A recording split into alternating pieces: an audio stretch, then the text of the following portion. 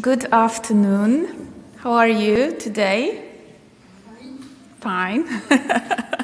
I am so happy to see you here again. This is the second, actually, lecture regarding the meeting with the science. So, again, I will emphasize that I am really glad to see you. First of all, I will ask, how many students from the first year are here present? Okay, second year? Did you get some extra points from any subjects or not? You are just interested, right, in these subjects and these lectures. That's good. Okay, so everything is clear. Science connects, right? Science integrates. So I would like to start this part of the science meeting with science. And today, this time, we have a great pleasure to have these lectures from London, Professor Jankowski from London. This is going to be the first lecture, and then we're going to have Professor Marta Mazur from Rome. Can I ask amazing person, Professor Marlic, could you tell us some few words regarding our guest, our first guest? Good afternoon. I'm gastroenterologist Wojciech Marlic. Been working in gastroenterology department for the last 20 years, and probably most of you we will meet during the classes. I'm delighted to welcome Professor Janusz Jankowski. Professor Janusz Jankowski is a world-known expert in gastroenterology. He gave lots of contribution to medical science, including studies on aspirin and cancer prevention, Barrett's esophagus. He's very active researcher, getting lots of funds and setting up new projects, and is currently working at University College London. And I'm really happy that you made your way and you're here with us. And I would like to invite you to deliver a lecture on cancer prevention. And then maybe if you have questions, just feel free to ask, yes, after the lecture. Perfect. Thank you, Mark. Thank you. Well, listen, it's a pleasure to be here. Can everybody hear me okay? If you put up your hand, yes, I can see hands up. So my lecture today is going to cover 5 parts, and I'm going to go through that in each stages, and I'm used to being interrupted all the time at home. So if there's something you don't understand, please don't think you have to be quiet. I really do like interactive lectures, so don't hesitate to let me know if you want to ask a burning question. Let's just see if I can move the next one on. So I'm just going to tell you a wee bit about my background, because people are very surprised when they hear someone with a Scottish accent and a very Polish name. This is a picture of my father, who was born probably about 20 miles west of the capital of Belarus, Minsk, in what was pre-Second World War Poland. And people say that I've been busy in my career. Well, actually, it was often something I reflected on an awful lot. By the time I was 21, my dad had got all these medals. And I'm not going to go through them all. He was involved in the Polish army in the 39 campaign. The Polish resistance, captured by the Germans, escaped. Captured by the Soviets, escaped. Joined up the Polish Corps of the 8th Army, fought his way through North Africa and then in Italy. And some of his accomplishments are Medals of Valour, the Monte Cassino Cross, mentioned in dispatches multiple times. And of course, what actually drove him to Scotland was he was wounded in the end and actually ended up meeting my mum here. So that's all I'm going to say about my Polish background, but I'm very passionate to be here, and I'm very passionate about helping this university through what has been a tumultuous and incredibly successful last 70 years. So this is the outline of my talk. I'm going to go through these topics. My talk could be any aspect of medicine. Although I'm going to go into some details, Please don't get obsessed about the details, particularly for the students. It's the concepts that I'm much more interested that you get on board. So I'm going to talk about some aspects of nature versus nurture, something about stem cells and clonality, about how tissues remodel themselves, something about biological model systems that we use in laboratories, something about clinical trials, and last of all, I'm going to talk to you about holistic health, your duty as a doctor when you see patients come through the door. So this first slide is, the top aspect of it here, for those who can see this, is that this is just a normal esophagus, a gastroesophageal junction, and this is an esophageal adenocarcinoma. And what you can see in this slide here, I might use this pointer instead, is that you can see the changes, the DNA changes, which happen at the very earliest stages of the esophagus becoming inflamed with reflux esophagitis, moving to a benign but nonetheless slightly unstable histological epithelium, going to pre-malignant dysplasia but not yet invasive, and moving to invasive adenocarcinoma. And this is a sort of standard genetic changes where there's loss of genetic control in cells, multiple layers of DNA damage, and this happens in every epithelial tissue that undergoes mucosal inflammation. You start to lose whole chromosomes, you start to get loss of heterozygosity, and then you start to have point mutations. So that's a process of mutational change that happens stepwise in pretty much any aging or precancerous tissue. The most important aspect is to realise that what drives some of these changes, although some of them are pre-genetically determined, most of these changes are driven by environmental factors. And in this case of the esophagus, increased esophageal acid and bile into the gullet, and at the bottom part of the mucosa, cytokine and chronic inflammatory cells and growth factors. And what starts this off in the first place is a high carbonated diet, particularly fizzy drinks, high fat diet, carbohydrate diet, and obviously obesity. And the reason I started studying this particular cancer is that, in fact, if you actually look at the amount of esophageal cancer cases in the world, actually there's 50,000 or more per year, and the average survival of esophageal cancer cases has not improved dramatically, even with some modern methods. And what actually drives this whole process is the associated inflammation and acid damage. So that's the kind of start my talk, is that Barrett's was a really good system of the esophagus to understand chronic mucosal inflammation and understand gene versus environmental triggers.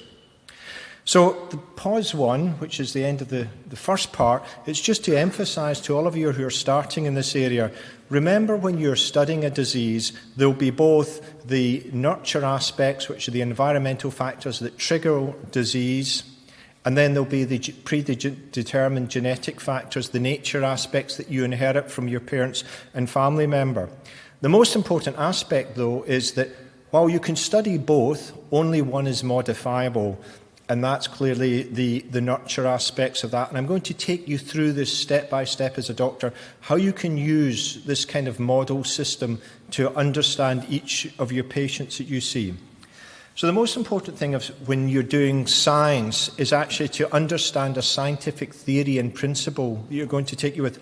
And this is probably the single most important scientific principle, obviously related to the original observation from Charles Darwin about the evolution of species, but actually the same principles are exactly analogous to cellular evolution too.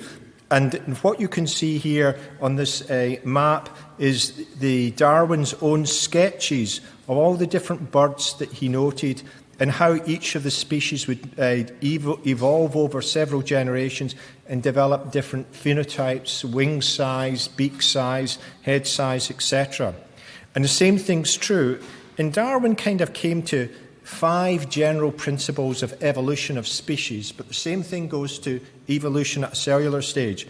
Each cell must divide, in other words, procreation of the whole animal. Variation in each cell to adapt to its environment at the cellular level, that's cellular maturation. Aggressive selection, where you have quick clonal outgrowth and each species will grow in its own environment very quickly indeed until it actually meets its natural resources, the limits of its natural resources.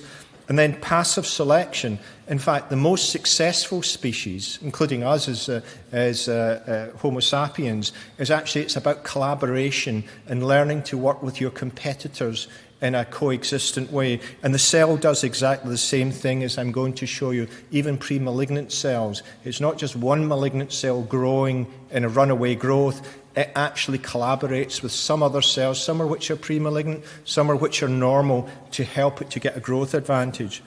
And last of all, the most important issue here is the climacteric. What happens when dramatic genetic changes or dramatic environmental changes? How can that cell have an advantage to survive? So that's the kind of 5 fundamentals here about growth, about maturation, about aggressive selection, passive selection, and then surviving in very hostile environments. So if I take the first part of this, is that this motif, this cartoon, is how a cell would reproduce. One stem cell here, which is the black dot, will reproduce to produce itself and a daughter cell. That's a homeostatic process where each gland reproduces itself and stays, not growing and not shrinking. There's certain examples of where a stem cell will produce 2 daughter cells, and it will lead to the extinction of the stem cell lineage.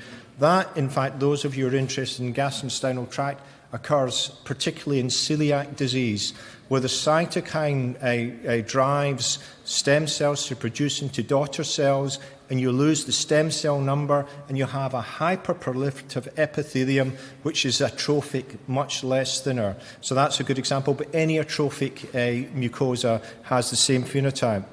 And this is what happens in normal maturation growth and also in early cancer growth.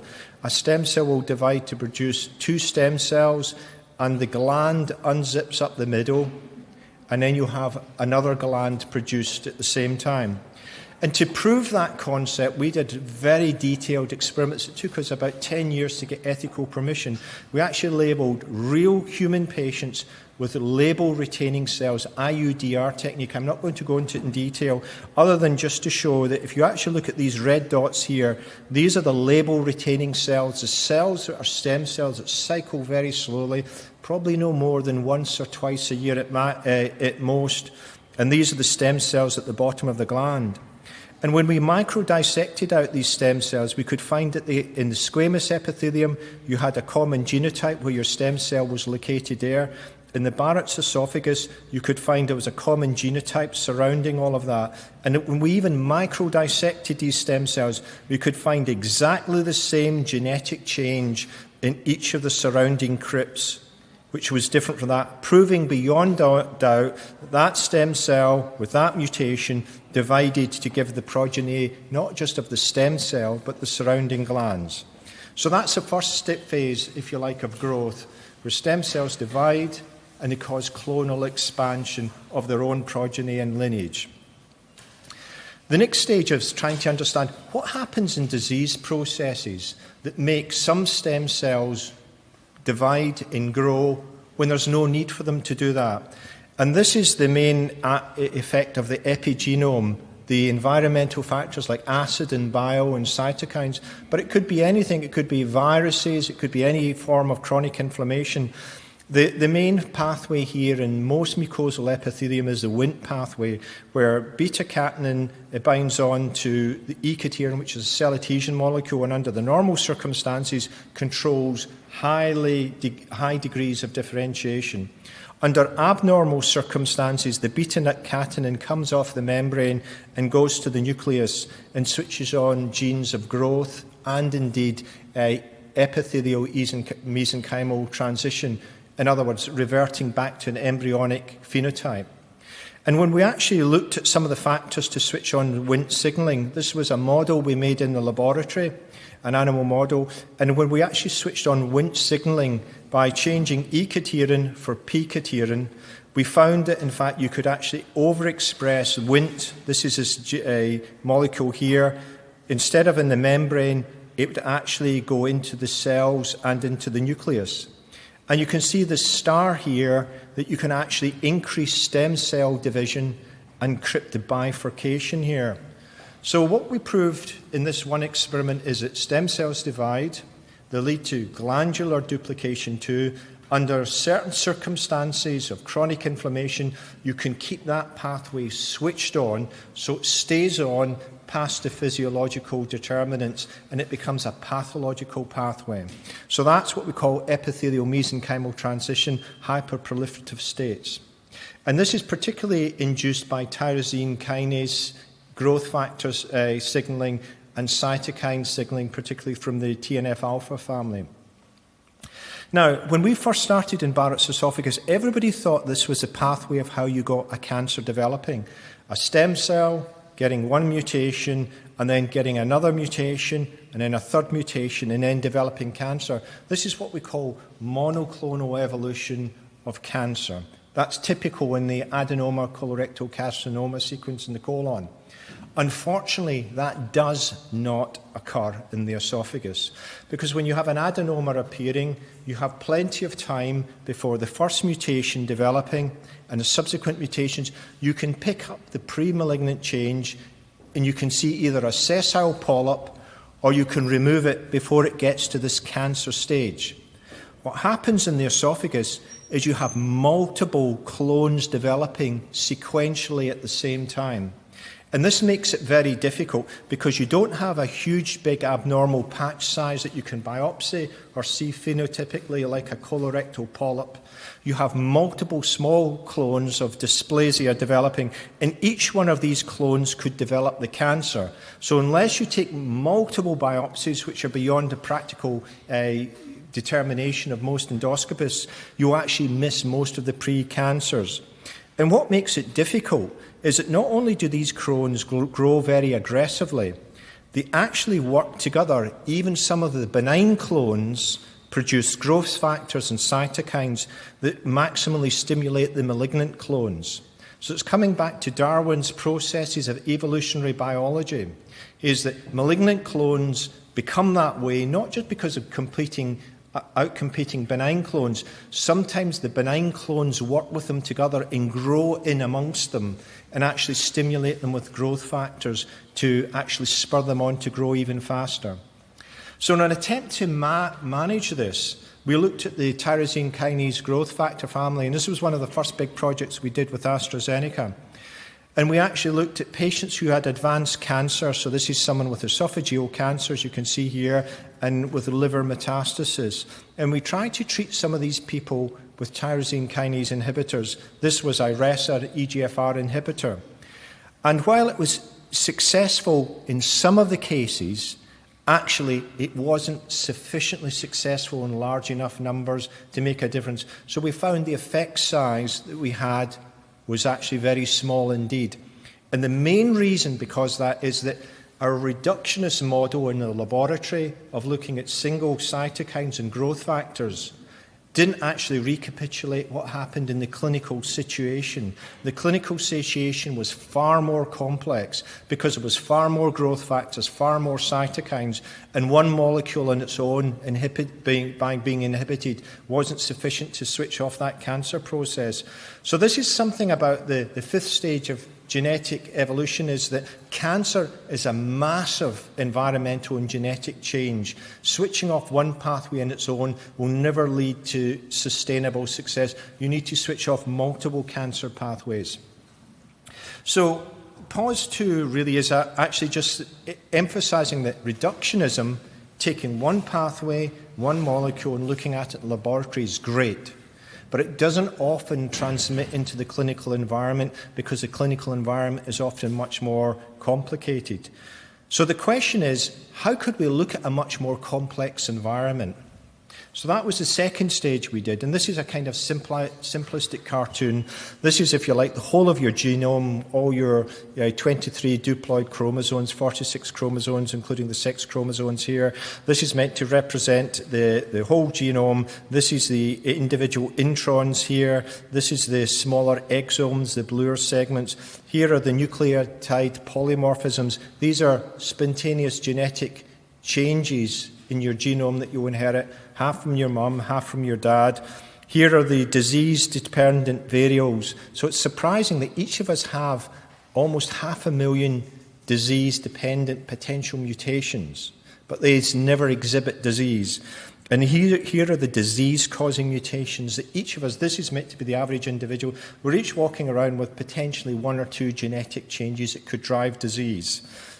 But there's all these other processes to look at which actually control whether you end up with this disease.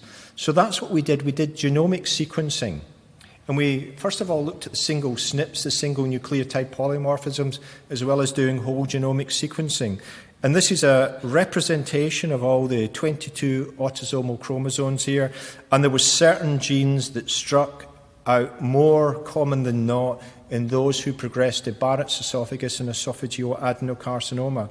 And just to explain, this cartoon here represents the frequency in the population, and this is the effect size of that gene. So genes up here are like your APC gene that causes colorectal cancer. It's very rare, but when you do have it, it's a 99.9% chance of causing colorectal cancer by the time you're 40 years of age.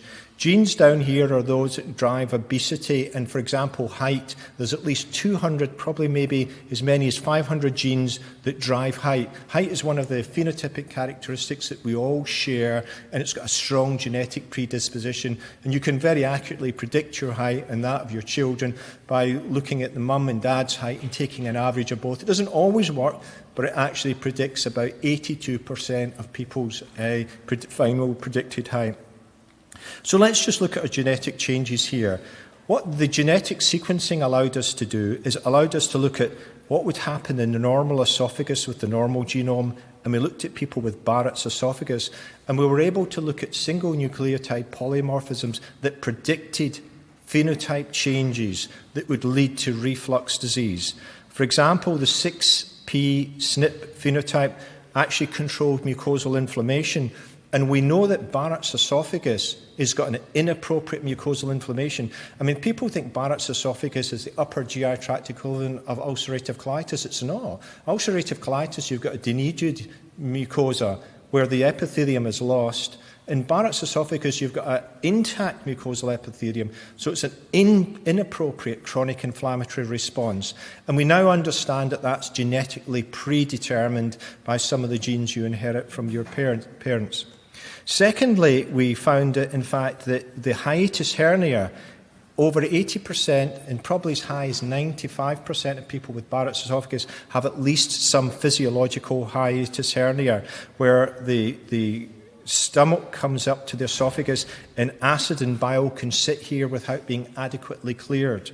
And we were able to show that the 16q SNP actually controlled genes related to submucosal development early in childbirth. And we know that 50% of people who get reflux disease have it at birth, and another 50% develop it later on in life, usually by being overweight or doing heavy lifting, where you actually push the stomach through into the thorax. And this was the most important revelation that we did not predict, is that out of the SNPs that we picked up, the single nucleotide polymorphisms, most of them drove obesity. Barrett's and reflux disease is a disease of obesity. And if you look at the fat pads, which are down here, this is a diaphragm, this is a gastroesophageal junction. Most patients with Barrett's, you speak to hiatal hernia expert, even in the thinner patients, they've got increased visceral fat pads. And that's why people with Barrett's esophagus die with an increased risk of cardiac disease, even out of keeping with their level of obesity, because they've usually got higher cholesterol levels and increased vascular disease. So we got some really good insights from that. But this was a frustrating thing. When we went on and did whole genome sequencing, we developed identification of other genes. We still only got 2% of the risk of people with Barrett's esophagus. So in other words, we know that 50% of the genetic risk of reflux disease is driven when you're born, but actually of those who go on to get Barrett's esophagus and of those who go on to cancer, we can still only genetically predict less than 2% of them. So that was a major frustration. We got brilliant insights, brilliant understanding, but actually it didn't help us clinically in working out what to do with these patients. And just to give you an example of how this compares with other diseases, and this is perhaps one of my favourite slides, because medicine's very much going in this direction. Mark my words, this time next year, and then in 3 years' time from now, you'll all be looking at genomic charts of some kind of risk factors. People with Barrett's esophagus, the cutoff for most people in genetic testing is if it's a 5-fold risk over and above what you would normally have, it's probably worthwhile from economic terms in testing that gene. If it's less than a 5-fold risk, it becomes more borderline. And here's the risk we have in Barrett's esophagus. You know, a 1 risk means it's no, 1-fold risk means it's no better than not doing the testing. In Barrett's esophagus, we're hovering about somewhere about 1.1, maybe even less. Ulcerative colitis, we can pick out some more of the individuals. Crohn's disease, a bit more, which is more genetically predisposed, and certainly in diabetes and Alzheimer's disease, we're making more progress. The most important thing I do want to point out is that if you actually look at the environmental risk factors of people who go on to get cancer, here we're spending thousands, millions, billions in genetic testing for various tests. And actually, if you look at Barrett's esophagus, we know that if you're obese, in fact, if your BMI is over 40, you've got a 50-fold risk of getting esophageal adenocarcinoma versus someone who's a normal BMI. The same happens to a lesser extent with alcohol and cigarettes. So it's one of these things in medicine. Just because we can understand the technology, it shouldn't let us control our lives. We still should be able to tell around to the patients, you know what, you're overweight, you're very overweight, that's a major risk factor, you're smoking too much, or you're drinking too much alcohol. That's going to be important prognostic factors. So where I want to leave this part of the talk is that we currently worked in this model that a genotype would drive a phenotype, so what you would see of the disease, and then you would be able to predict something. It's just not like that. In fact, this is very much the situation. A genotype interacts with the epigenetics, growth factors, cytokines. That gives you a susceptibility level. There's factors that I don't have time to go into talking about the details of the esophageal microbiome. There's environmental factors I've touched on. There's modifying factors, including diet, that I'll talk in the later part of my talk.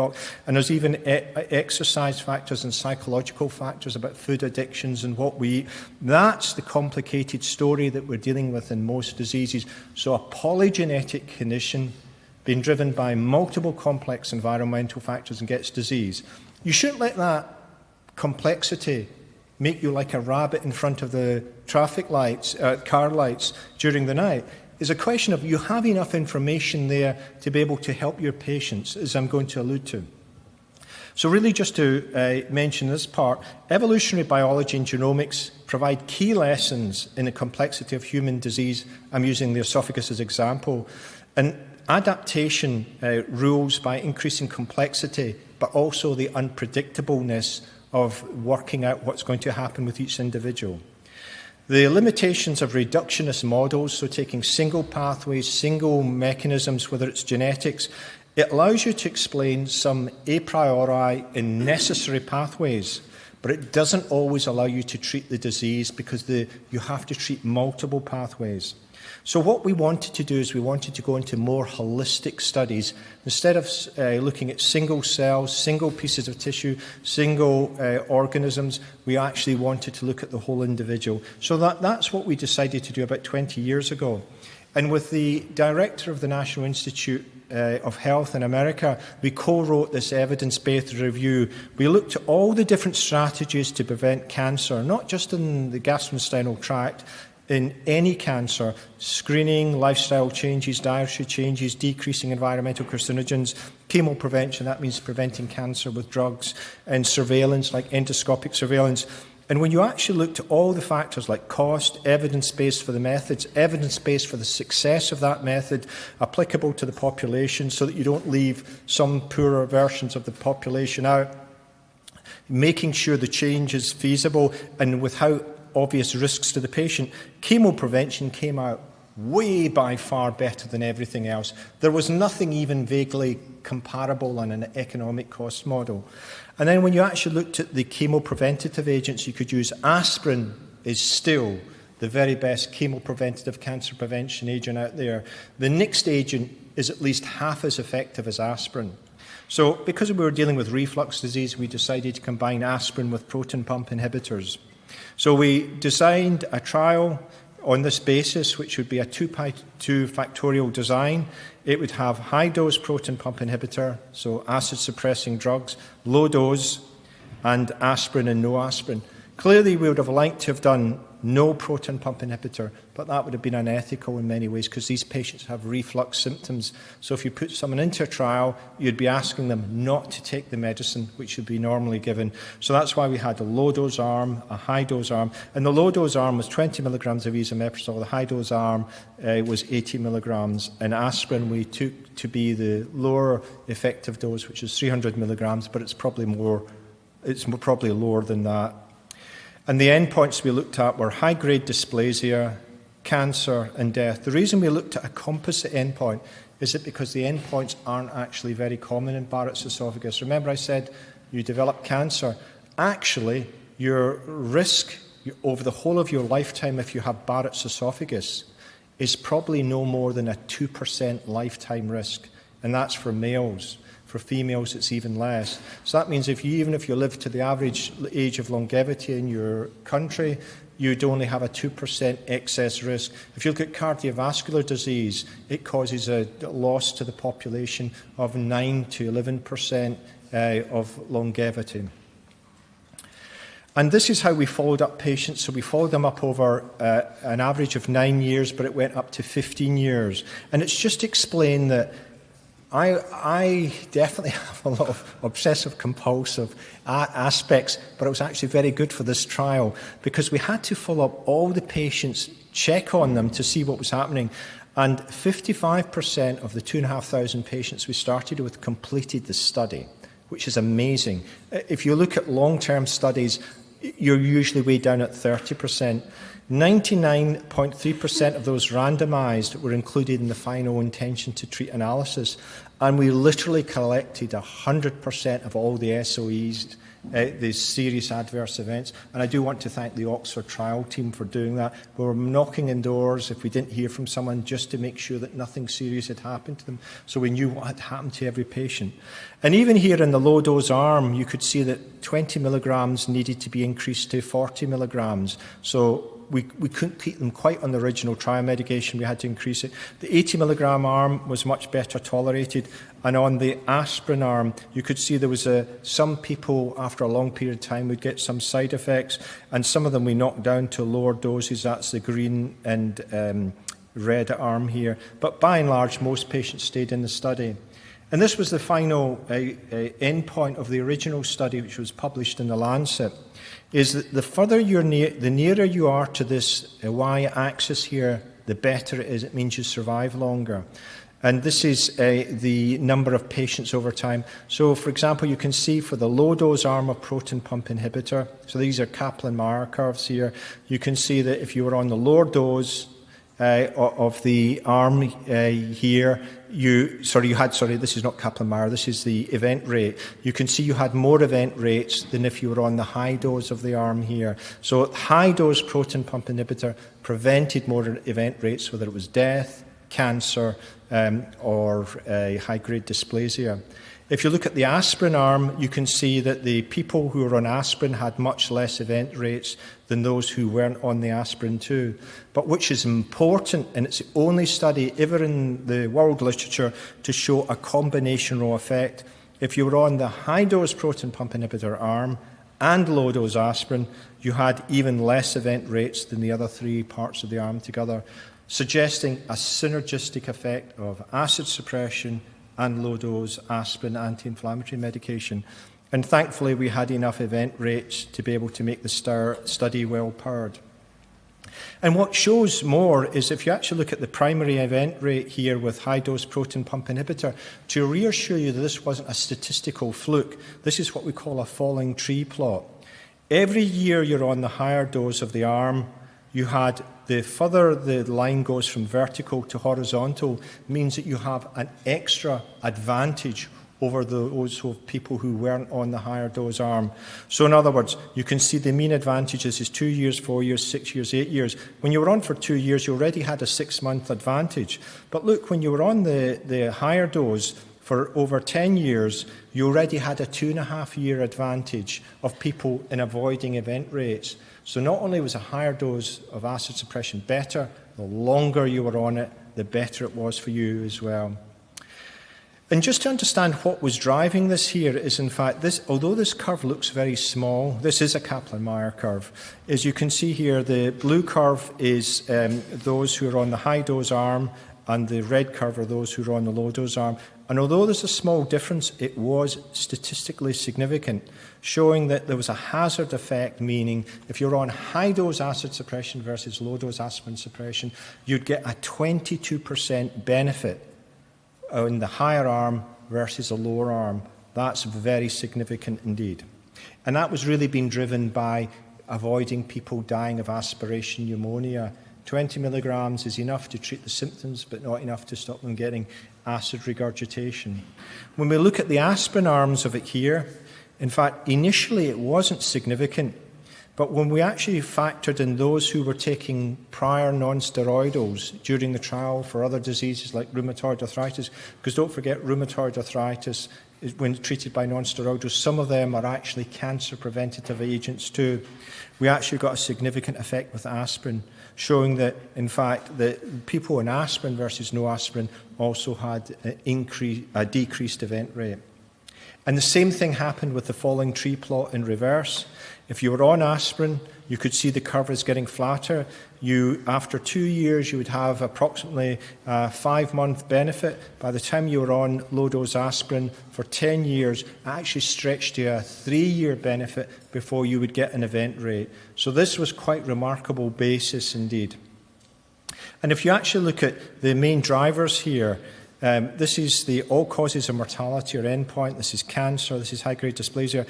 We didn't have enough time because it takes cancer 15 years to develop. That's why you see no changes in the cancer. But we had enough time to see changes in the pre-malignant stage, and we also had enough time to see people dying of chronic conditions like asphyxiation, pneumonia, etc. And it's just to emphasize again that it's the only study of its kind to show a beneficial effect of 2 chemopreventative agents. And you can see this highlighted nicely here. This is the high-dose proton pump inhibitor and aspirin versus low-dose and no aspirin. If you actually look at the all-cause of mortality, twice as much people dying on the low-dose arm without aspirin versus those who are on the high-dose proton pump inhibitor and aspirin. So these are definitely significant changes. The serious adverse event rates in this trial were so low, many of us in the trial thought it must be a fluke. People said that when we were funded, we'd have so many patients dying of gastrointestinal bleeds, intracerebral bleeds in the brain, the trial would be stopped early. We couldn't believe our data. We actually went back to all the sites again multiple times to check that we hadn't missed it out. And in fact, the serious adverse event rate was less than 1%. 3 means a serious side effect needing medical attention. 4 means hospitalization. 5 means death or something which is perimortem. And actually, less than 1% of our patients had these side effects. And when you actually break them down, very few of them are directly attributed to either to aspirin and proton pump inhibitor. Probably would have happened to the patient anyway. So if you were to look at a public health basis, let's say you were a government provider in Poland and you were deciding, okay, fine, science looks okay. How does this actually affect our patients? Can we roll this out to the general population? What is your number needed to treat? Well, if you're going to treat from proton pump inhibitor to prevent one serious event, which is death, high-grade dysplasia or cancer, you need to treat 1 in 34. For low-dose aspirin, it's slightly more, it's 1 in 43, and if you give them both, it's 1 in 30. That is definitely well within the parameters of most of your drugs. For example, if you look at tamoxifen prophylaxis, if you look at breast cancer screening, both of which I strongly agree with, actually it's much better than both of those. And if you actually look at the health economics, in the UK we have a 30,000 funding mark. Actually, we're well within that. And clearly you would help cancer, and there wouldn't be any heterogeneity within any populations itself. So that's very good as well.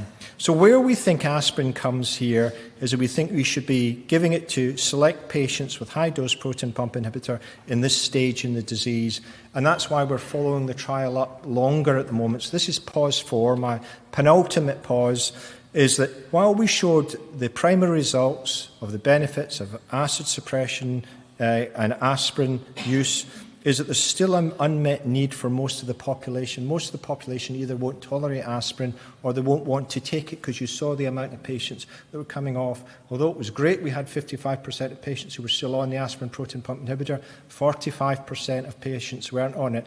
And in a clinical trial, you always have better numbers than you would if you were going to treat the general population, because you have trial nurses and enthusiastic doctors to keep them on it.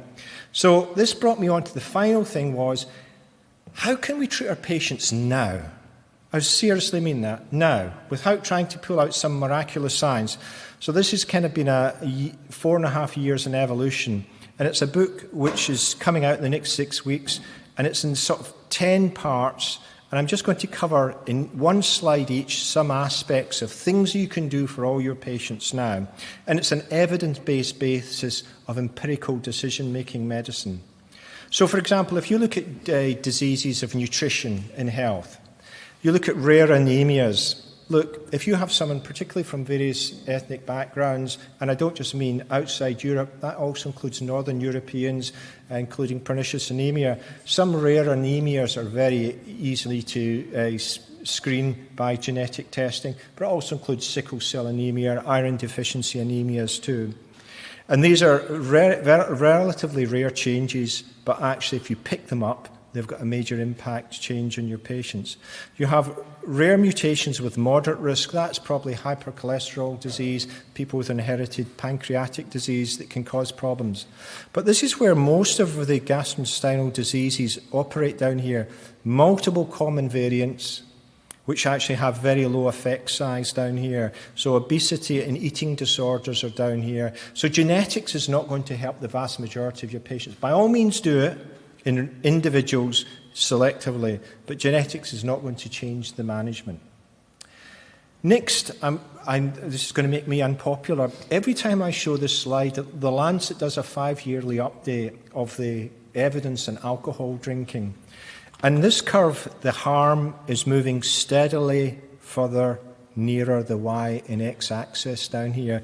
We used to say that the evidence was that drinking red wine, we were discussing that at lunch today, and 1.5 units of alcohol on average a day, so approximately just over a bottle of wine a week, was probably okay from epidemiological evidence. So now shrunk to under a unit. In fact, the latest evidence, this is from 2020, shows that in fact the theoretical minimum risk exposure is less than half a unit a week.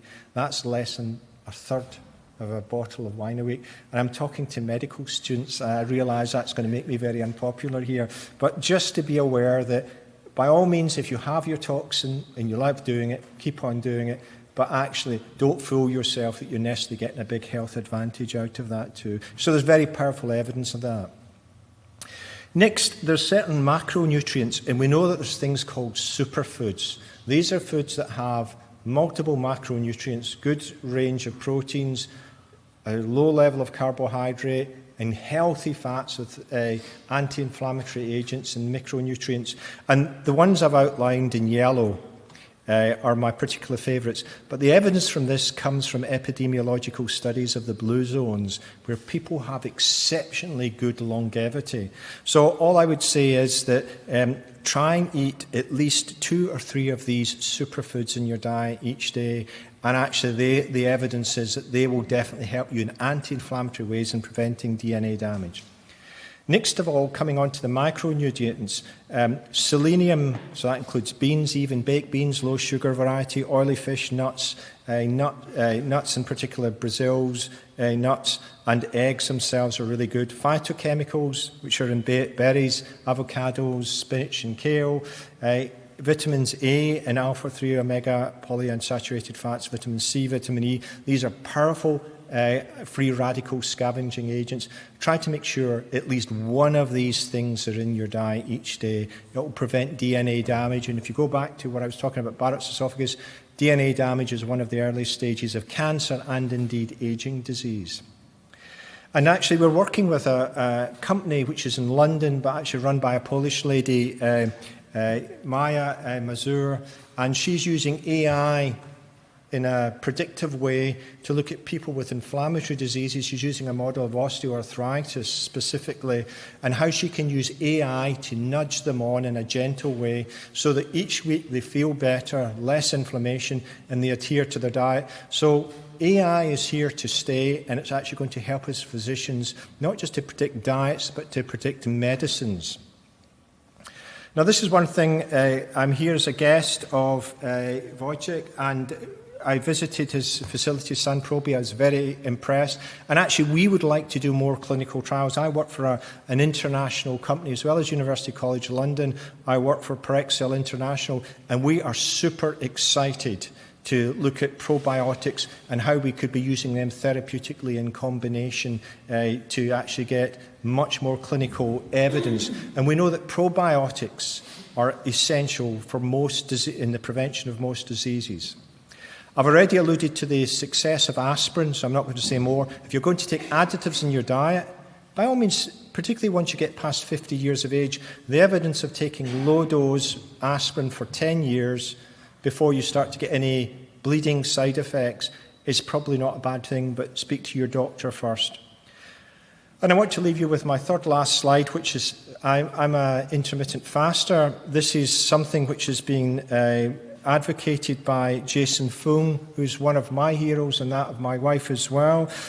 He's come up with the insulin obesity hypothesis, which is that if you eat a normal diet, breakfast, lunch and dinner, this is your insulin spikes. You're only fasting in between there.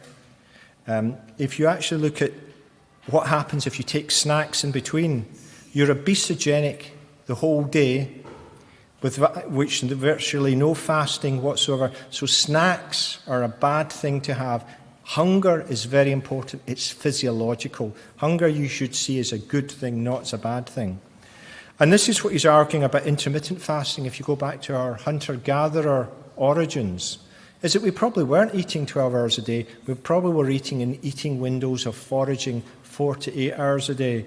And this is what he advocates, and I certainly am an advocate of that myself, where you'll be having only high insulin levels for a very small minority of the day, and most of the time your insulin will be down, so you're burning off your excess fat. Okay, and there's different time zones that you can use intermittent fasting for. So my final pause is this. Summary of medical progress: disease is complex. By all means, look at easy solutions to actually help you to understand the mechanistics, but actually it's layered of how you need to treat patients, and it needs to be iterative changes. You do have immediate actions, and I'm a big advocate, particularly of doctors, especially gastroenterologists. We use our position in the field of nutrition, particularly with good dietitians like we have here in the audience, of designing healthy macronutrient, micronutrient diets, and actually getting people to eat healthy fluids too. Use additives and probiotics as needed in a cyclical way, and certainly consider using fasting combined with exercise to help to maintain muscle mass and to maintain a good metabolism. So my final slide is this, and I apologise to my wife because she didn't know I was going to do this, but I want to emphasise the importance of nature and nurture. So they're both important, and you can't just look at one side without the other. Secondly, try and think of your disease and what's happening at the stem cell. That is the origin of every mucosal damage that you can think of. But be aware that there's the limits of reductionism. Don't just take what you get from basic biology as read. It's usually more complex than that. There's limitations in randomized controlled trials because you have to do them from long periods of time, and they're not always generalizable to the whole of the population. But do embrace holistic health methods now, particularly around about diet and lifestyle factors. And remember that clinical medicine is both an art as well as a science. The science is there to help you, but the majority of what we know, the majority of what there is to know is unknown. So try to be empirical in your basis of helping each patient in listening to them carefully rather than giving them didactic lectures. And last of all, I do want to thank Rebecca, who's been fantastic in being with me for many of the years, and I've been an absentee dad and husband, so thank you very much.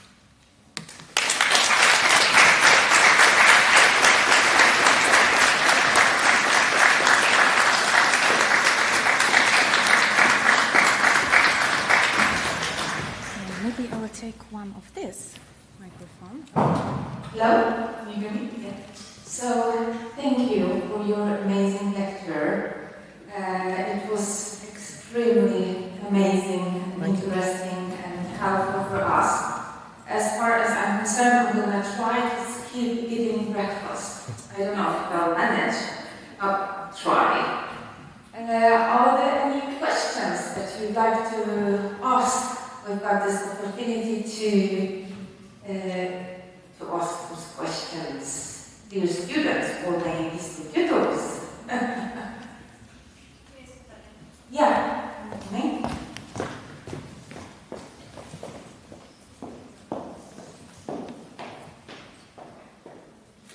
Well, thank you for the presentation. Thank you. I want to ask, how long should fasting in be? So, should you do daylight fasting, so you only eat at night or the evening, or how long should the interval be fasting?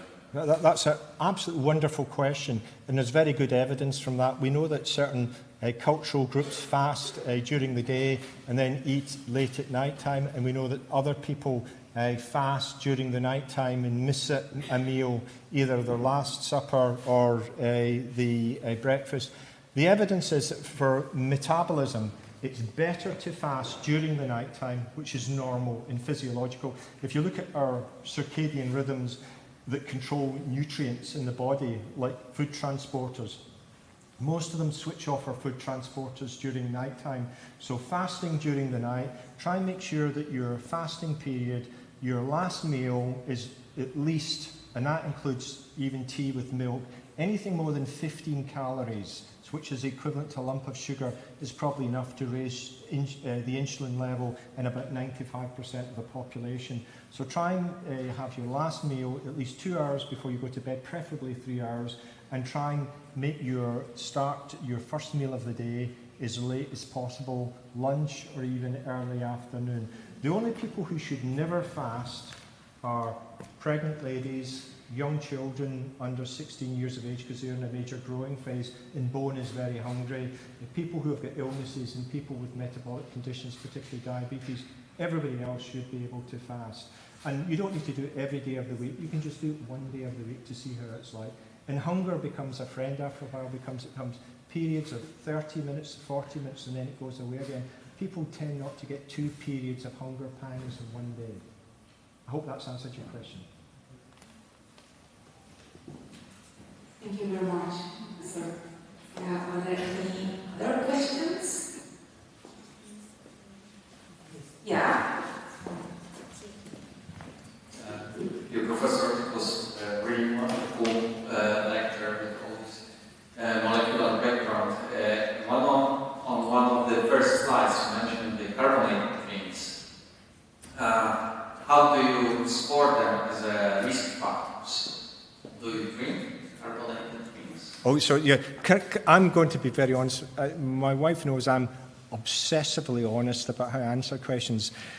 Can I be frank with you? I was brought up in the East End of Glasgow and drinking iron brew, which is a toxic, it looks like rusted metal, full of carbonates. I used to drink that pretty much every day. That was normal for a working class kid in the East End of Glasgow. Pretty toxic stuff, it caused an awful lot of heartburn. My wife has banned me from drinking these things at home, but when I'm living away from home, actually I usually have one of these drinks once a fortnight. And I was complaining of heartburn again, and Rebecca said to me, "You're drinking the carbonated drinks again," which is true. So the answer is that choose your poison and your toxin, whatever it is. I'm not trying to make people purists, You'll never be able to keep to a diet, but do make sure that it is going to have some consequences of it, and having things in moderation. The evidence with carbonated drinks, some people are more susceptible than others. My sphincter is obviously a wee bit weaker than most people's sphincters, esophageal sphincter. And what you should do is make sure if you tolerate it, you don't have symptoms, have it occasionally. But having it as a regular thing every day of the week is certainly discouraged. Most people I tell to have treats once a week or once a fortnight.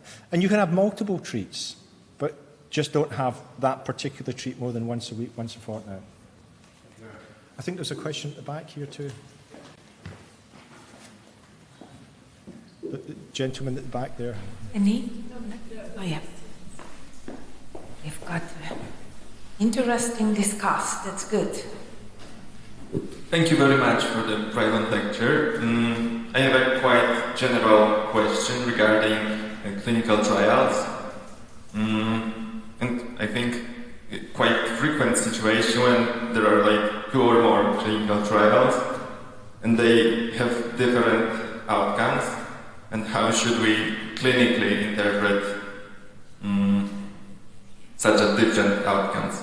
Perfect. That's a wonderful question. And can I be honest with you, I'm completely wedded to clinical trials. So I'm not trying to say clinical trials don't have their use, but that's why you have to have multiple clinical trials. The 3 main variables for clinical trials are the population tested, the intervention. So even if you're having the same drug, is it being given of the same dose and for the same duration and the same frequency? The control group that you're testing in the population. So, for example, don't forget, in my clinical trial, we couldn't give anybody a placebo for the proton pump inhibitor. We had to give them a low-dose arm. So the difference between the high dose and no wasn't there. So it was a bit closer than it was. So that's the comparator arm. And last of all, which is most important, it's the outcome that you're measuring. So not all the outcomes are the same. Even if you measure death, are you measuring all causes of death or partial causes of death? So the way we manage that as we talk about meta-analysis is that we group the clinical trials together, if there are enough of them, and we look at the common outcomes. It's called PICO, Population Interventional Control Group and Outcome, and then you group them together into a meta-analysis. And the organisation I used to work for, National Institute for Clinical Excellence in the UK, that's what it used to do every day of the week, is group the clinical trials together. And if you're interested in looking at that further, I'd be very happy to talk to you by email afterwards. Thank you. Thank you very much. Dear colleagues, dear tutors, dear students, we have another part of the lecture. But before we start another lecture, on behalf of the rector of the Pomeranian Medical University, we would like to thank you. Thank you for your, as I said before, it was really fantastic lecture. Thank you for your visit. Hopefully you will stay for another lecture, and then hopefully you'll be back. I know that on Thursday you're going to have visit Simulatory Center. I'd love to do that. Yeah. So thank you again. It was a great pleasure. I'll take 3 weeks to do this.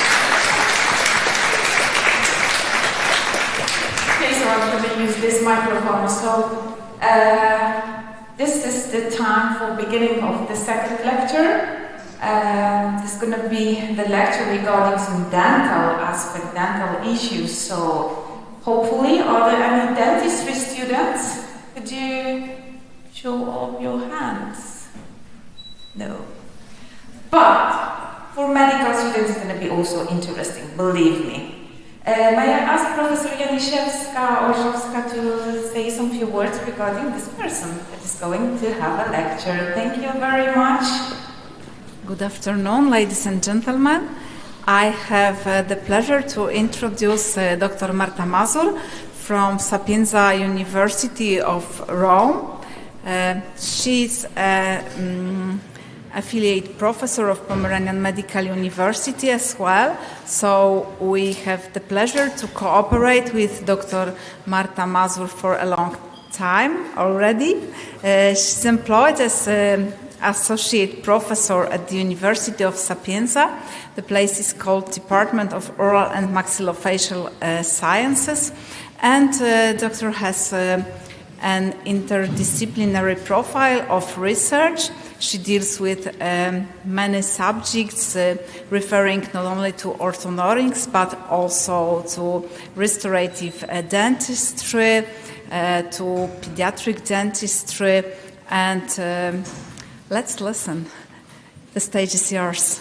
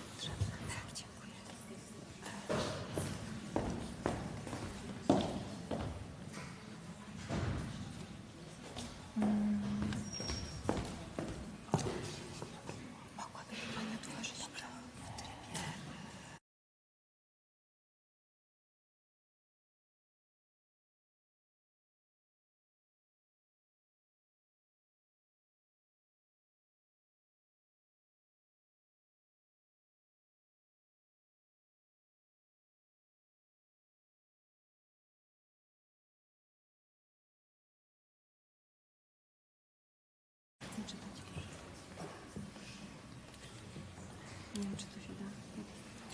Nie da się. Czekaj. Dobra, no to pokaż mi normalnie to sobie.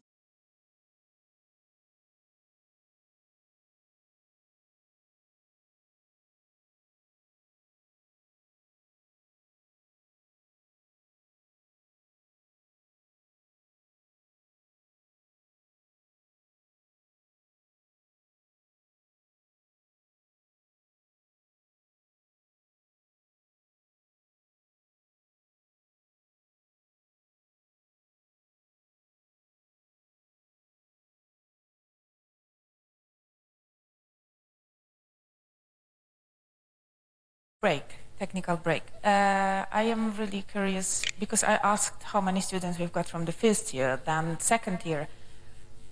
How many students do we have from the third year? 2. Fourth? Okay, fifth? Okay, sixth, okay. 2 students.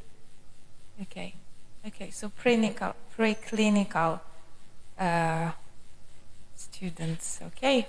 So, hello everybody, I'm really happy to be here, and I'm from Sapienza University of Rome, as Professor Januszewska said to you. I'm also an affiliated professor at Pomeranian Medical University, and we are working together, I think, more than 10 years, and we have some multidisciplinary projects also leading to general public health, orthodontics, and various technical applications in dentistry.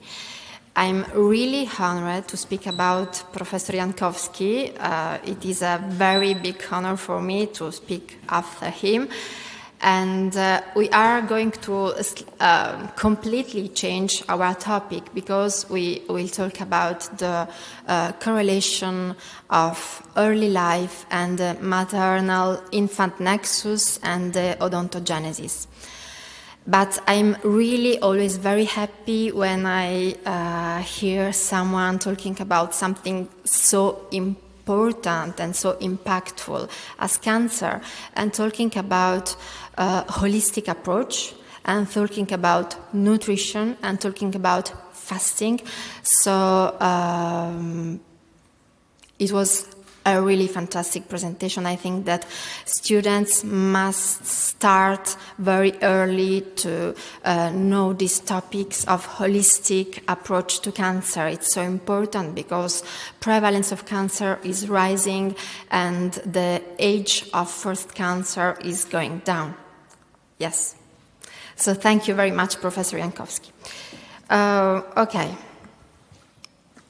And of course, at the beginning of my presentation, I would like to thank so much Professor Lipski for the invitation, Professor Januszewska-Olszowska for the invitation. It is a truly big honor to me being on this stage and to present to all the people present here what we are currently studying in Sapienza. So, przepraszam. Okay. So, the mother-infant nexus and the model of infancy and childcare is actually very strongly correlated with adult health. And the offspring relation, the mother-offspring relation is deeply rooted during pregnancy and early moments of child's life.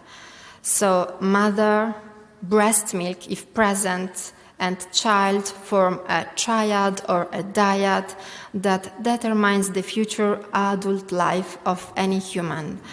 And it is a very important part of a co-adapting system that deeply influences the infant development and the maternal health. In fact, both the maternal and the neonatal health are key indicators of the overall population health status and the quality of our healthcare system. And the perinatal period offers a very critical window to address both the intrauterine processes and early life.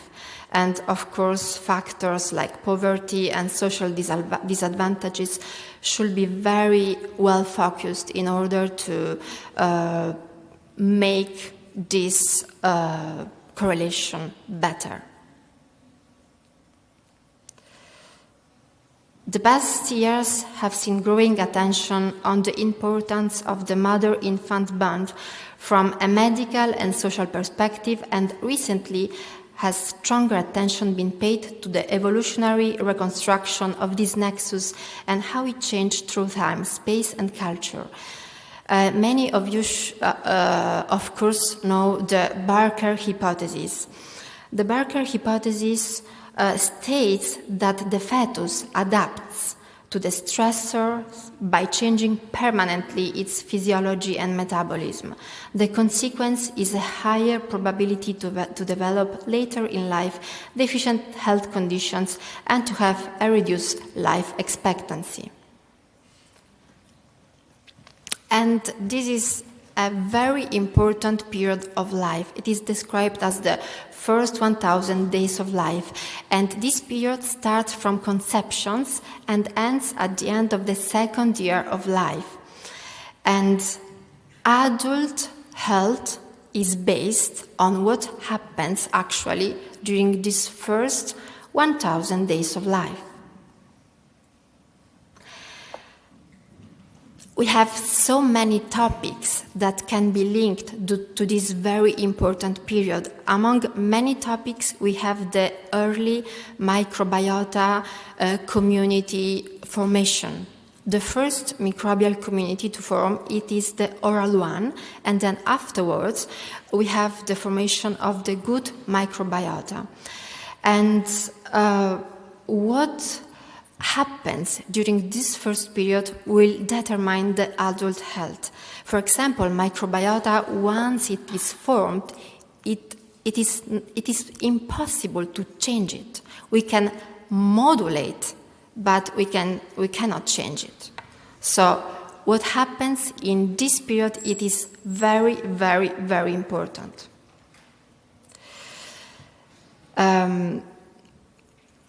We in Sapienza we love this topic. In Italy we love this topic. Professor Antonio Gasbarini from Catholic University of Sacred Heart developed the transplantation of fecal microbiota, that it is considered as the transplantation of an organ. And for example, we can have many examples of how the early life can affect the formation of microbiota community and how this microbiota community can change the adult life. For example, this is one example among many, but it is really evidence-based. What happens when our offsprings experience several repeated antibiotic therapies? Antibiotic therapy during early life, without any doubt, is causing a dysbiosis in the gut microbiota. And antibiotics modulate in a very impressive way the trajectory of the microbiota community development. And children with frequent and repeated antibiotic therapies during the early life will be at risk of developing, for example, obesity compared to a control that did not experience frequent repeated antibiotic therapy during early life. Why? Because antibiotic therapy caused an adaptation in the gut microbiota. So that community is stronger in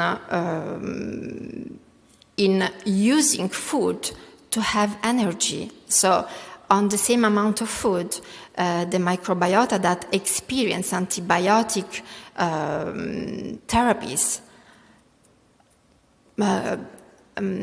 can extract more energy. So children, after repeated antibiotic treatments, are prone to become obese adults. It is a very interesting evidence-based nexus, one of many. Okay. So from our point of view, from the dentist's point of view, how is important the oral health of the mothers? It is really important. In fact, a new concept says that women should be prepared to pregnancy because mother's oral microbiota will determine oral microbiota of the children. And of course we have genetics, epigenetics, and exposome that plays on this complex picture. For example, we have another findings, evidence-based, and it is about the delivery mode. And we know that we have vertical transmission of maternal microbiota to the oral microbiota of the offsprings. And for example, the offsprings that have vaginal delivery have the first microbiota communities that resemble the vaginal microbiota community of the mother, while those who experience C-section delivery shows a microbiota community in the first moments of the trajectories that resembles the skin microbiota community of the mothers. So, and then, what we can do? As Professor Jankowski said before, we can modulate our microbiota, but modulation of microbiota, in order to be effective, must be constant, must be done at the daily basis. And for example, two very good examples for medical students and dental students. When we brush our teeth, when we do brushing with the dental brush or interdental brushing, we do a modulation of our oral microbiota communities every day. And for example, another way to modulate the gut microbiota is through a diet, for example, a plant-based diet. These are two examples of modulation. The modulation, in order to be effective, it has to be done all over the life, daily, constantly. And for example, prebiotics, probiotics works perfectly, but it has to be done every day. And they function as long as the patient takes probiotics, prebiotics. This is a very nice picture, and it shows that that adult health results from the interplay of these factors, so genetics, epigenetics, and the exposome. And current literature highlights clearly the critical role of early childhood, showing that the trajectory of the health is largely determined by the early life. This early life period, so this first 2 years of life and pregnancy sets the inclination of the health plane, providing the momentum that shapes the quality of adult health. Modifying what has already been established requires, as we said before, consistent, daily basis action to modulate what has been done. And at the same time, this highlights two very important aspects: the start of the life and then lifestyle. Because if something occurred during the start of the life, then we can change it only through lifestyle.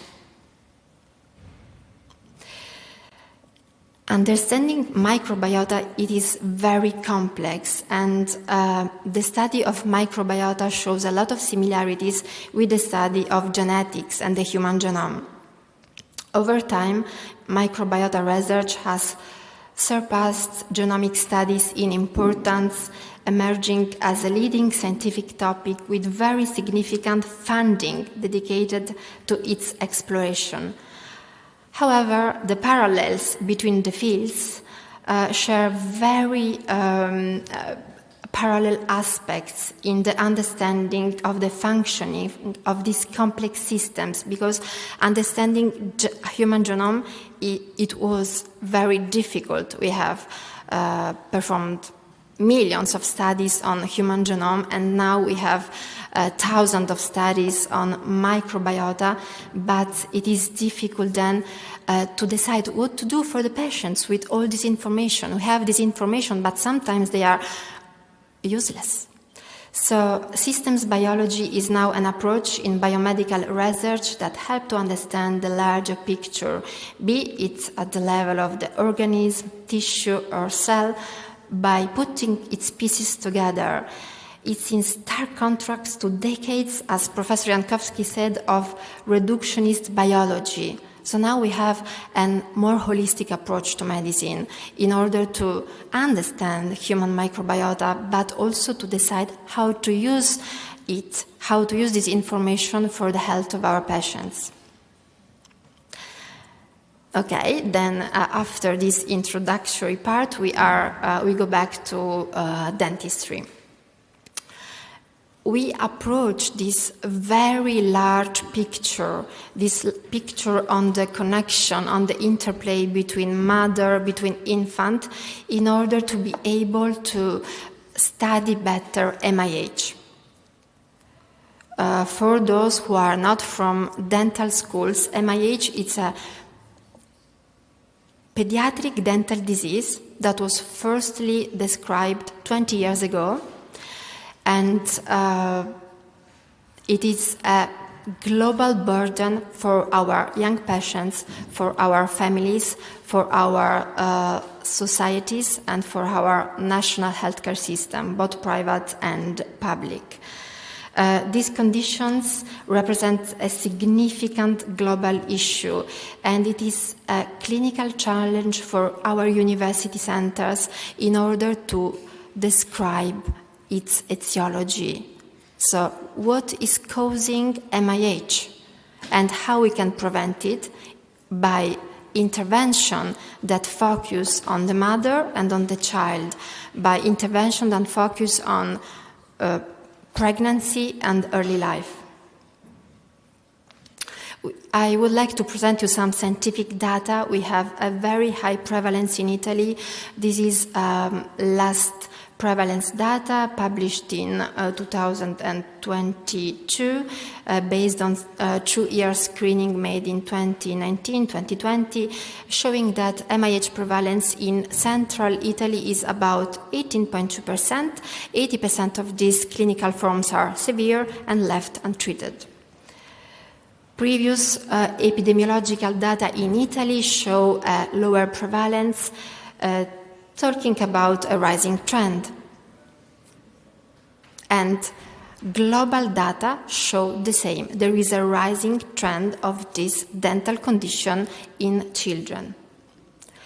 Here you can see Polish epidemiologic data, and in this geographic area, that's to say województwo pomorskie, we have a low prevalence of 6.43%, and it is a very recent data published in 2019. And for overall Polish prevalence, we have a slightly higher prevalence data, talking about almost 10%, and in some geographical areas which show a very high air pollution, we have a higher prevalence data of 13.7%. Of course, when we are talking about epidemiological data and epidemiological screening, we must to take into account the heterogeneity in the methodology to achieve this epidemiological data. For example, this is a very recent publication of 2024 that show that prevalence of MIH in Spain, in Madrid, it's very high. It reaches 28.63%, and the confidence interval goes to 32.62%.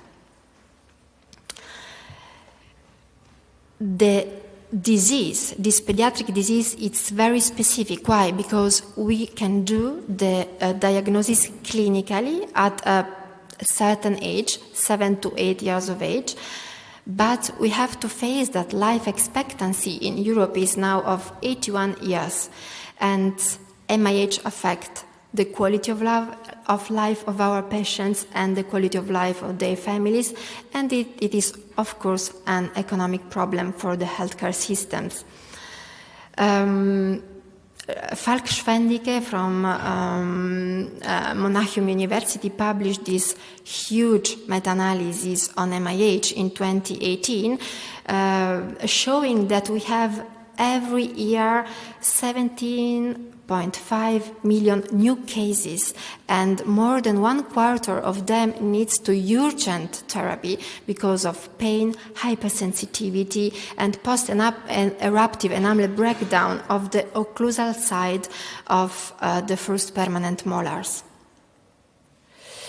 And this is quite strange, because when we talk about dental enamel, it is a highly qualified tissue, and the formation of this highly qualified tissue and so-called odontogenesis covers a very long period of the human life. The complete odontogenesis covers almost 16 years of age, and it is a very long period. And we have these great features of enamel that shows the periodicity of their formation. These lines are called perikymata, and they appear every 6 to 12 days during the odontogenesis process. And this is another picture that I love to show, because we can consider enamel as a black box of the life, because ameloblasts are very sensitive cells, and they really register everything that happens around the patient. They register prenatal life, and then they register postnatal life. And when we talk about odontogenesis, we have to consider this beautiful Atlas of Human Tooth Development and Eruption that actually comes from the Queen Mary University of London and was developed by Professor Liversidge. And you can see that odontogenesis actually starts at 30 weeks of in utero life and ends at 16 years of age. And everything what happens during this period is precisely registered inside the structure of enamel. So, what we can say more? Why we are presenting this maybe complex picture? Because in order to describe and to study the etiology of MIH, we started to study enamel that forms during the period when the Noxa pathogena that causes the MIH happens. That is during the last third part of the pregnancy and the first 2 years of life.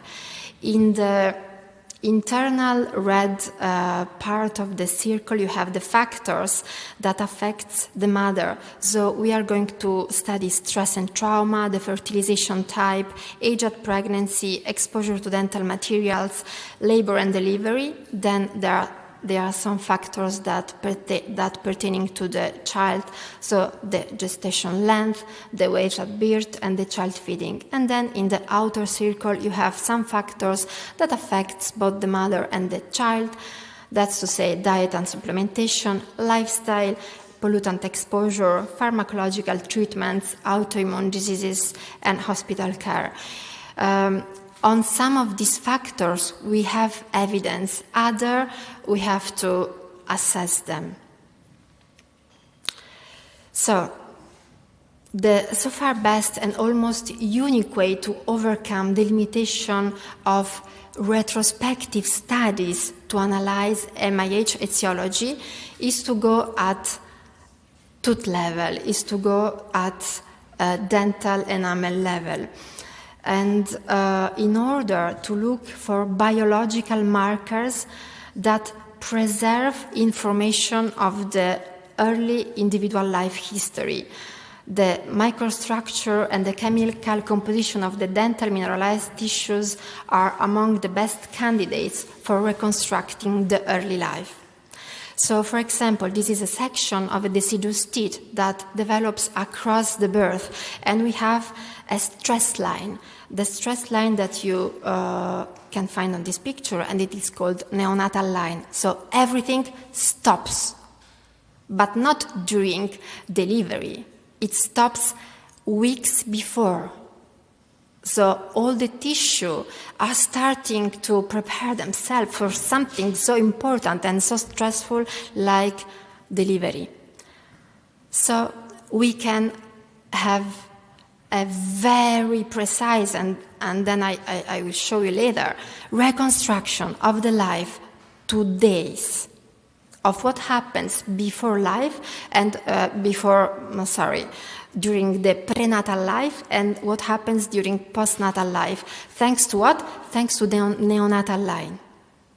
And every stressors, and we have evidence from big research groups, are registered as stress lines inside the enamel structure.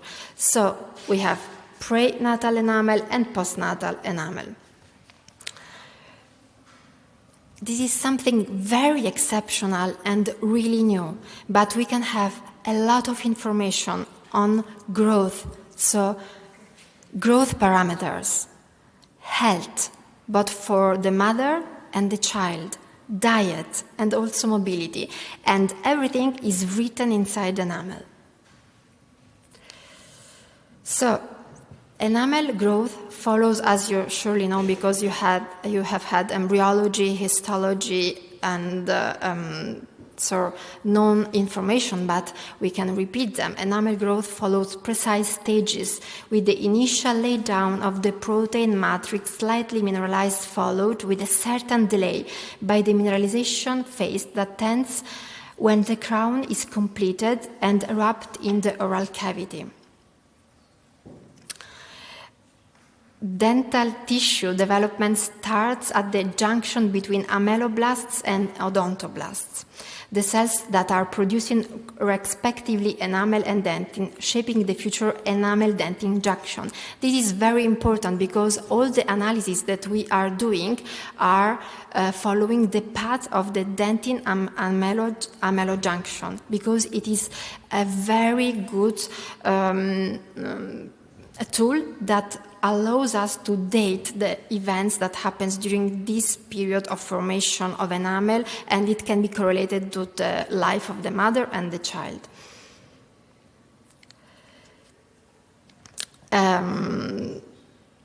Our interest to study the MIH etiology started after knowing this very interesting research from Professor Sylvie Babaiko from the INSERM in Paris. The Noxa pathogena of MIH happens very closely to the delivery, but we are diagnosing MIH at 7, 8 years of age. So the reconstruction of what happened, it is really a complex issue, and as far as we know, it is based now on studying retrospectively prospective cohorts on mother and child groups. But after the publication of this very interesting paper, we started to think that we can assess MIH etiology by going to the ameloblast level. Professor Babaiko, she showed that ameloblasts are very sensitive cells, and she's actually doing in vitro studies, and she studies enamel pathophysiology on mice. And she showed that ameloblasts respond to bisphenol A. What is bisphenol A? Bisphenol A is an endocrine disruptor chemical that chemically it is very similar to the estrogen structure. And where is bisphenol A? We are all exposed to bisphenol A. For example, a general population is exposed to bisphenol A constantly during life, mainly via food and food packaging. But our patients are exposed to bisphenol A in the first moment when they enter the dental clinic, because bisphenol A, it is the basis of the epoxy resins, and everything that we do in dentistry is based on epoxy resins. Actual guidelines for the treatment of pregnant women do not avoid the exposure of pregnant women to bisphenol A. So maybe we should think about this.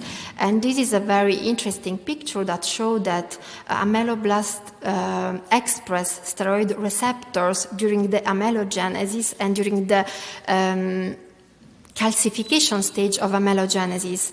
And as BPA is chemically very similar to estrogens, so BPA binds to these receptors. These are the enamel microstructures that allows us to do the reconstructions, several images from our group, and the birth marker, the accentuated lines, the neonatal line, and I have to be a little more faster, sorry. So, this is our group. Our group is led by Professor Alessia Nava. She is a biological anthropologist, and the group is called Mothers. It is based on an ERC starting grant founded in 2020, and we collaborate with a huge group of people. You can see some of the pictures here, but there are many, many more. And what we have showed. Okay, so. This is really interesting. The group of Professor Alessia Nava reconstructed the early life of Neanderthal children based on the analysis of the enamel of the Neanderthal's primary teeth. And it is a very complicated technique that it is based on enamel histology, and it is coupled with laser ablation techniques and trace element analysis. And we can trace all the elements, and you see here we have very precise timeline. We have, you see, at 0 it is the birth, everything that happens before it is the intrauterine life, everything that happens afterwards it is the postnatal life. And for example, what Professor Alessia Nava showed on Neanderthals, that the growth rates in Neanderthal children were similar to the contemporary children. How it was possible to say something like this? Because we constructed atlas, so analysis on contemporary children with very well documented history. So we had everything about these children, and the analysis of the primary teeth of these children was the basis for the analysis of the Neanderthal children. And exceptionally, the onset of weaning was similar to the contemporary children at 5 to 6 months, and we can also assume from our data that the similar metabolic constraints between sapiens and Neanderthals during the early life. The very interesting thing that the Neanderthals had a very similar moments of the early diet. For example, the introduction of non-breast milk food was at 5 to 6 months, very similar to our children. And that implies also a relatively short interbirth intervals for Neanderthals. And we can say also from the reconstruction of this primary teeth that the pregnancy lasted like ours. And also we can assume that the infant physiology was similar to ours. Sometimes we have to work with very precious dental samples, and we cannot destroy them by cutting them in order to do the histology. So we can do some virtual also histology, and you can see that the images are quite similar. This is we also collaborate with Professor Erindan. She actually moved to Purdue University, and she is conducting in these days a very interesting study, epidemiological study on the impact of stressful events of the mother on the stress lines of the enamel in children. So, finally, what we are doing to reconstruct enamel etiology. It is very long. We need a lot of time to talk more precisely on this topic. But again, on the left side of the screen, we have all the possible risk factors, correlated risk factors. And on the right side of the screen, you see our study structure. So we, of course, have to start from the clinical study. We are doing a very wide screening on the general population. It has to be general population, so we do the screening not in the hospital. We are doing the screenings in schools in order to not have a selection bias of the population. Then we are structuring the study group and the control group. Our group of patients are interestingly not children. We are coupling mothers, biological mothers, with children. And this is our study population. So we have couples of mothers and children in the study and in the control group. Of course, the study group is represented by children with MIH, and the control groups are children without MIH. Then the very other interesting point is to document as much as possible the phenotype of MIH. So we are using intraoral dental photography, we are using intraoral scanners in order to document very precisely the phenotype of MIH. And when we are talking about the phenotype of MIH, we are not talking of which teeth are affected by MIH. No, we are talking about which cusps of the teeth are affected by MIH, because it will help us in the reconstruction of the noxapathogena and the causal factors. Then, of course, we expect donations of the exfoliated deciduous teeth from the children, in order to collect a large database also of human histories. So we collect the history of the pregnancy, the history of the early life, and also we collect the full address in order to have data on the exposure to environmental pollutants. Then we are going to the 2D histology. So we are doing the 2D histology with 2 cuts on 1 clinical crown. Then we are doing the biogeochemistry analysis with laser ablation profiles. And through this, we are going to reconstruct the life history in order to seek for possible correlation between the 2 groups and correlation with the known life histories. And these are some pictures that are showing all the process. The laser ablation, it is actually done at Polska Akademia Nauk w Krakowie z panem profesorem Robertem Manczkiewiczem. So we have a very important Polish partner in this, and it is also the object of hopefully Maria Skłodowska-Curie project that hopefully will be funded in the next year. So again, you see the length of the amelodentin junction. It is our guiding path for the laser ablation, and then the reconstruction. For example, I show you just a few figures. It is very important. For example, the modification of strontium concentrations tell us about the exclusive breastfeeding. Then, when it changes, it says us when we have a mixed nutrition, so we have a combination between breastfeeding and formula feeding. Then we have the first introduction of the solid food, and then we have mixed formula and solid food. And this is evidence-based, because we have a lot of information of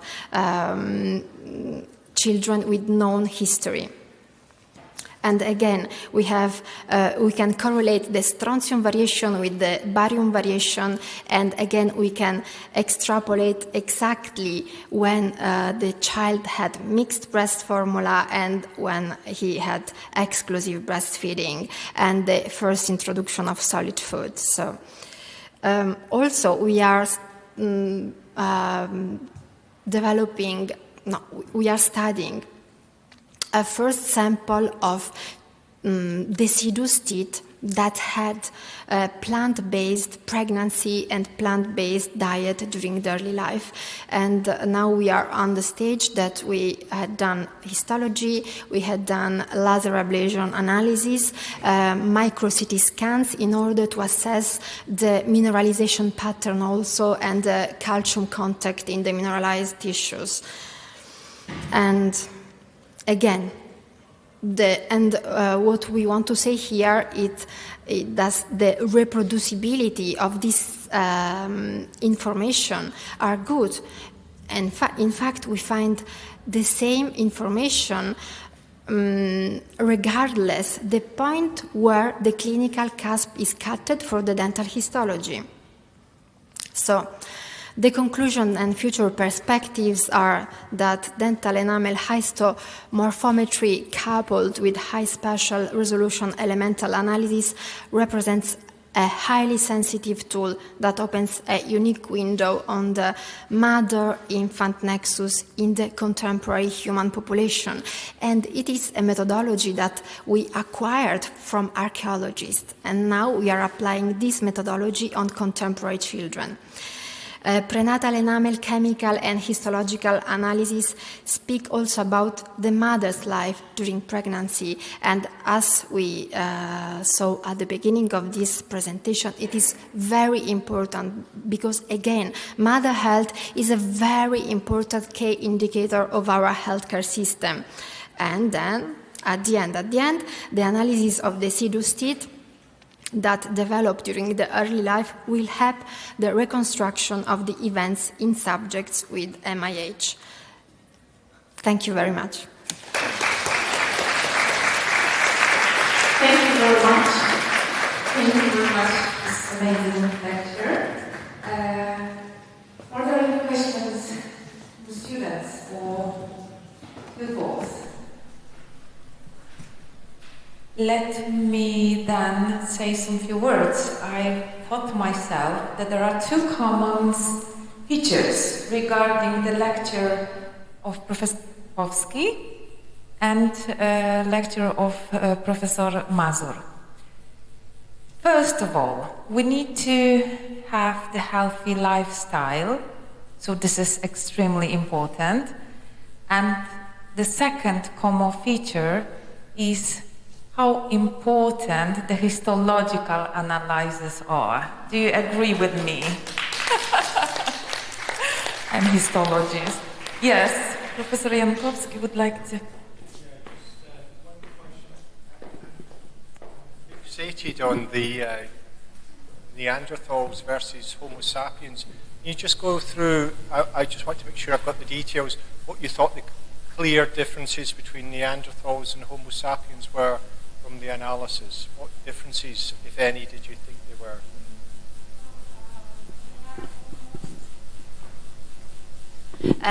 The analysis of the structure with this very specific methodology, and it is a very long methodology because you have to know that we have the teeth, yeah, and we do the histology, then we do the laser ablation, inductively coupled plasma spectrometry analysis, and then we have to do a lot of calculations in order then to have this elements trace analysis. But the group of Professor Alessia Nava showed that early life was comparable between these two different Neanderthal and Sapiens. Yeah, and this information came from the analysis of deciduous to teeth. So it's something really exceptional because when I was a student at the dental school, we felt always a difference between medical school and dental school, but now we can say that dental enamel is a very specialized tissue, a unique tissue. It's something that can give us a lot of analysis, a lot of data to reconstruct early life. For example, MIH, it is a very impactful dental disease in children, and it is a very important topic in general pediatric population. And we do not have tools to even imagine the etiology. And this methodology, we are hopeful that will give us some new insights. Thank you. Thank you very much. Any other questions? No, I cannot see. So,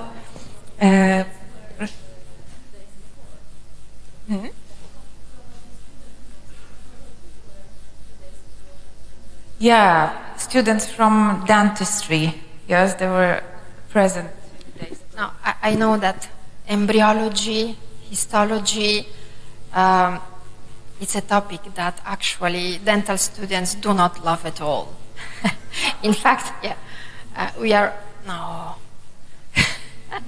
students love clinical topics, and this is something research-based. So I understand that sometimes it can be, experience.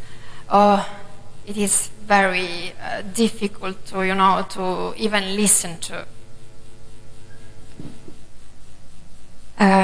You did a great job. I mean, your lecture was really interesting, and this is time for some few words because we've got our rector. I'm going to give her a microphone. Dear Professor, thank you very much for your excellent lecture. We believe that you spent a great time here in Szczecin, especially at Pomeranian Medical University. It was a great pleasure to host you at Pomeranian Medical University. Thank you very much, Professor Jankowski. We invite you for a dinner to the restaurant. Thank you very much once again, and we believe that we can meet next time here in Szczecin. I hope that next time we will have the data on plant-based children published, and they are quite very interesting. Thank you very much.